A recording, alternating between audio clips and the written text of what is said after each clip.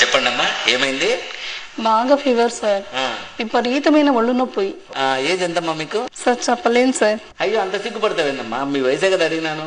ఒక 26 వేసుకోండి సార్. ఏం రాసుకోవడం కాదమ్మా, మీ ఏజ్ ఎంతో చెప్పండి. ఎందుకు అంత సిగ్గుపడుతున్నారు? అది ఏజ్ 26 సార్. ఏందమ్మా 26 అని చెప్పుకున్నానికి అంత సిగ్గుపడతాను? భలే ఉన్నావు నువ్వు.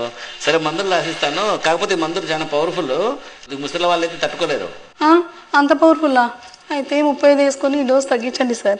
సర్లే, ఇప్పుడు డోస్ తగ్గిస్తాను. కానీ ఈ డోస్ కూడా 40 ఏళ్ళ లోపల తట్టుకుంటారు. వయసు అయిపోయిన వాళ్ళు తట్టుకోలేరు. ఇప్పుడన్నా కరెక్ట్ చెప్పు, 35 కదా నీకు?